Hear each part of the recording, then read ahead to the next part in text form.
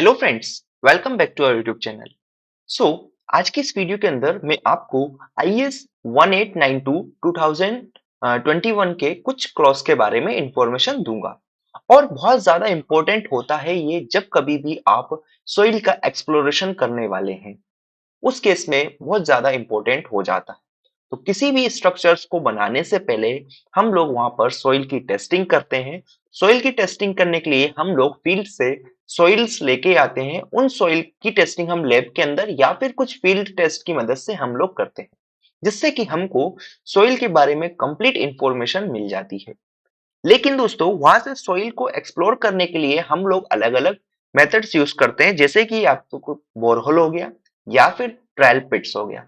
तो आज हम लोग बात करेंगे कि आपको मिनिमम किसी पर्टिकुलर साइट के लिए कितने नंबर ऑफ बोरहोल्स बनाने होते हैं या फिर कितने नंबर ऑफ ट्रायल पिट्स की रिक्वायरमेंट होती है।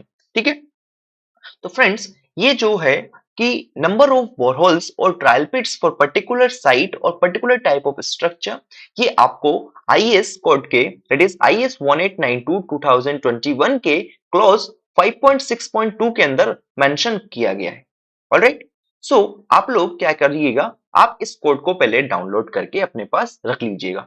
और उसके अंदर अगर आप इस क्लॉज को देखेंगे 5.6.2, तो वहां से आपको नंबर ऑफ बोरहोल्स और लोकेशन ऑफ बोरहोल्स की जानकारी मिल जाएगी कि किस टाइप के स्ट्रक्चर्स के लिए आपको कितने बोरहोल्स और किस जगह बनाने होंगे। तो मैं आपको इसके बारे में आगे इंफॉर्मेशन देता हूं। देखो, ये टेबल देखेंगे आप क्लोज 5.6.2 के अंदर, वहां पर आपको ये अलग अलग स्ट्रक्चर्स या फिर बिल्डिंग्स के बारे में बताया गया है। फिर आपको लोकेशन और बोरहोल के बारे में बताया गया है। ठीक है, तो सबसे पहले अगर बात करते हैं फ्रेंड्स, अगर मेरा लाइटली लोडेड स्ट्रक्चर है, जैसे कि हमारा घर हो गया, लाइक 1 स्टोरी और 2 स्टोरी बिल्डिंग हो गई, तो उस केस में आपको एटलीस्ट 1 बोरहोल की जरूरत रहेगी। क्या बोले हम कि अगर आपका जो स्ट्रक्चर है या आपका जो बिल्डिंग है जिसमें आप रह रहे हैं वो 1 स्टोरी या फिर 2 स्टोरी है, तो उस केस में आपको केवल और केवल एक बोरहोल या फिर एक ट्रायल पिट की रिक्वायरमेंट होगी। आप उस एक बोरहोल और एक ट्रायल पिट की मदद से ही अपनी पूरी सॉइल का नेचर पता कर सकते हैं। ठीक है, सबसे पहला पॉइंट मेरे ख्याल से आपको क्लियर हो गया होगा। सेकेंड पॉइंट की अगर बात करें फ्रेंड्स, तो कोई बिल्डिंग ऐसी है जो कि आपका ऑलमोस्ट 0.4 हेक्टेयर्स एरिया के अंदर फैली हुई है। ठीक है, तो अगर ऐसा कंडीशन आपके सामने आता है कि जब कभी बिल्डिंग 0.4 हेक्टेयर के अप्रोक्स या अबाउट उतनी जगह में आपकी है, तो वहां पर आपको एटलीस्ट क्या बोलते हैं 5 बोरहोल की रिक्वायरमेंट होती है।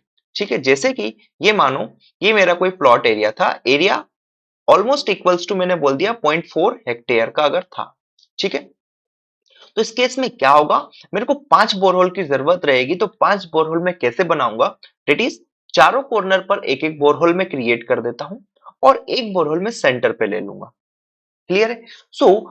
मैंने आपको बताया सेकंड पॉइंट में कि अगर आपका जो प्लॉट का एरिया है वो ऑलमोस्ट इक्वल टू 0.4 हेक्टेयर से, तो इस केस में आप हर एक एंड पर, हर एक कॉर्नर पर एक बोरहोल बनाइएगा और सेंटर पर एक बोरहोल बनाइएगा, या फिर ट्रायल पिट्स भी आप बना सकते हैं। ठीक है, यहां से आपको पूरी की पूरी सॉइल की कंडीशंस पता लग जाएगी। आप यहां से ये भी बता पाएंगे सॉइल की टेस्टिंग कराने के बाद कि इस कॉर्नर 1 से तो कॉर्नर 2 तक सॉइल के अंदर किस तरीके से वेरिएशन आ रहा है, किस टाइप की सॉइल किस लोकेशन पर है। मानो मैंने यहाँ पर देखा तो यहाँ पर सॉइल की अलग प्रॉपर्टीज आई होगी, यहाँ पर करके देखा तो सॉइल की हो सकता है कुछ डिफरेंट प्रॉपर्टीज आई होगी, तो वो भी आपको यहाँ पर पता चल जाएगा। ठीक है, नाउ फ्रेंड्स, हम बात करते हैं थर्ड पॉइंट की। थर्ड पॉइंट क्या कहता है कि कोई सा भी ऐसा स्ट्रक्चर या फिर बिल्डिंग जिसका कि कोई भी एक प्लेन डायमेंशन हमारा 50 मीटर से एक्सीड कर जाए। मानो ये मेरा कोई प्लॉट का एरिया था और इसका ये डायमेंशन है 50 मीटर से ज्यादा है। मान लो पहला केस क्लियर हुआ कि कोई भी एक स्ट्रक्चर या फिर building having the plan dimension exceeding 50 metre, या फिर कोई भी ऐसी मल्टीपल बिल्डिंग्स की अगर हम बात करें जिसका की साइट जो एरिया कवर कर रही है वो मोर देन 0.4 हेक्टेयर है, मतलब कि एरिया आपका 0.4 हेक्टेयर से अगर ज्यादा है, तो इस केस में, या फिर आपने कोई भी मल्टी स्टोरी बिल्डिंग बनाना चाह रहे हैं, या फिर जो स्ट्रक्चर है उसकी height less than equal to 50 metre है, तो इन तीनों केस के लिए आपको क्या चाहिए, बोरहोल को आपको ग्रिड पैटर्न में बनाना है। ठीक है, क्या बोले हम कि boreholes in a grid pattern with a point not more than 50 metre distance, मतलब कि ये है, यहाँ पर जब आप बोरहोल्स बनाओगे ग्रिड पैटर्न के अंदर, मान लो ये कोई पैटर्न मैंने यूज किया है, इस ग्रिड पैटर्न के अंदर इन बोरहोल्स के बीच का ये जो डिस्टेंस है वो आपका 50 मीटर से ज्यादा नहीं होना चाहिए। क्लियर हुआ? ठीक है, distance between two boreholes and borehole should cover the built up area. Now आप सोच रहे होंगे ये बिल्ट अप एरिया क्या होता है, बहुत सारे लोगों को आप में से पता भी होगा। तो बिल्ट अप एरिया दोस्तों वो होता है, मानो ये मेरा कोई प्लॉट एरिया था, इस प्लॉट एरिया पे केवल मैं इतने ही पोर्शन पर मेरी बिल्डिंग बना रहा हूं, तो इसको बिल्ट अप एरिया हम लोग बोल देंगे। बहुत सिंपल सी भाषा में मैंने आपको बताया है कि ये मेरा प्लॉट एरिया था, इस प्लॉट एरिया में से मैं केवल इतने ही पार्ट में मेरा स्ट्रक्चर बनाने वाला हूं, so this part of the whole area is known as built up area. Okay, so third point I hope आपको क्लियर हो गया होगा। सो ये तीन इंपॉर्टेंट पॉइंट थे, आगे कुछ और पॉइंट्स है जिनके बारे में भी मैं आपको बताता हूं। देखो, फोर्थ पॉइंट क्या कहता है कि कोई भी मल्टी स्टोरी बिल्डिंग या फिर आप कोई सी भी स्ट्रक्चर बना रहे जिसकी हाइट आपकी कितनी है, मोर देन हाइट जो है आपकी 50 मीटर से ज्यादा है, तो उस केस में आपको मिनिमम 3 बोरहोल्स बनाने हैं एट ईच बिल्डिंग और स्ट्रक्चर। ठीक है, हर एक बिल्डिंग और हर एक या फिर हर एक स्ट्रक्चर के कंसिडर आपको 3 बोरहोल से उसकी सॉइल एक्सप्लोरेशन करना है, जिससे कि आपको प्रॉपर इंफॉर्मेशन मिल सके। ऑलराइट, नेक्स्ट अगर बात करें फ्रेंड्स, लीनियर स्ट्रक्चर जैसे कि हमारा रोड हो गया, railway, embankments, pipelines, boundary walls, tunnels, retaining walls, transmission lines, अगर आपका ऐसा कोई स्ट्रक्चर आप बनाना चाह रहे हैं, तो इस केस में फ्रेंड्स आपको जो बोरहोल की स्पेसिंग रखना है 50 मीटर से 500 मीटर के बीच में वेरी करती है। मानो कि ये मेरा कोई एक लीनियर स्ट्रक्चर था, मानो ये रोड है, मेरे को रोड कंस्ट्रक्ट करना है, तो मुझे यहाँ पर एक बोरहोल यहाँ बनेगा, एक यहाँ बनेगा, एक यहाँ बनेगा, एक यहाँ बनेगा। इन बोरहोल्स के बीच का जो डिस्टेंस है ना फ्रेंड्स, ये आपका 550 टू 500 मीटर के बीच में वेरी करना चाहिए, depending upon the site condition. जैसे कि आपका अगर इरेटिक सबस्ट्रेटा है तो स्पेसिंग को आप रिड्यूस कर सकते हैं। ठीक है, लाइक 500 से आप 50 को कंसिडर कर सकते हैं, 100 को कंसिडर कर सकते हैं, या 150 को कंसिडर कर सकते हैं। ठीक है, लेकिन अगर आपका सबस्ट्रेटा बहुत ज्यादा बेकार है, ठीक है, तो स्पेसिंग आप इंक्रीज भी कर सकते हैं।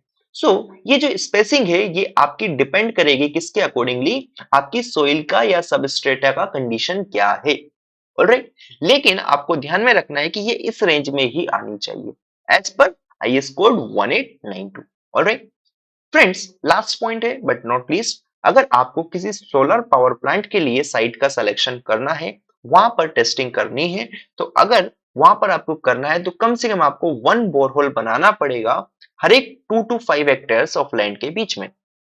मानो कि मेरे पास 5 हेक्टेयर के अंदर में सोलर पावर प्लांट इंस्टॉल करने वाला हूं, तो इस 5 हेक्टेयर की लैंड में मेरे को क्या करना पड़ेगा, कम से कम एक बोरहोल बनाना पड़ेगा। ठीक है, तो लेकिन साथ में ये भी बोला गया है कि ये 5 हेक्टेयर की लैंड है, तो यहाँ से 2 से 5 के बीच में मेरे को एक बोरहोल की रिक्वायरमेंट होती है। लेकिन एक और चीज बोला गया है कि कम से कम आपको 5 बोरहोल की रिक्वायरमेंट होती है। सो मैंने ऐसा बोल दिया कि मेरी ये साइट थी, इस साइट का मेरा मान लो प्लॉट का एरिया 6 हेक्टेयर है, सपोज कंसिडर कर लो, है ना। और एज पर पहले पॉइंट के हिसाब से बोला गया कि आपको एक बोरहोल की रिक्वायरमेंट है 2 to 5 हेक्टेयर के लिए, लेकिन मैंने बोला कि मेरे पास 6 हेक्टेयर लैंड ही है, तो मुझे कम से कम यहाँ पर 5 बोरहोल बनाने पड़ेंगे। वो कैसे बनाऊंगा मैं, 4 तो कॉर्नर पे बना दूंगा और एक मैं सेंटर पे बना दूंगा। ठीक है, तो इस टाइप से हम नंबर ऑफ बोरहोल्स या फिर लोकेशन ऑफ बोरहोल डिसाइड करते हैं इस क्लॉज के अकॉर्डिंग 5.6.2 के अंदर, जो कि हमको IS 1892 के अंदर दिया गया है। आई होप फ्रेंड्स इससे आपको काफी चीज क्लियर हुई होगी कि किस टाइप से या कितने टाइप के नंबर ऑफ बोरहोल्स या फिर ट्रायल पिट्स हमको बनाने होते हैं। फ्रेंड्स, बहुत ज्यादा इंटरव्यू के अंदर ये क्वेश्चन पूछा जाता है, तो आप लोग इसको अच्छे से प्रिपेयर कर सकते हैं। And thank you for watching this video. Next video में मैं आपको डेप्थ के बारे में कुछ इंफॉर्मेशन दूंगा। Thank you.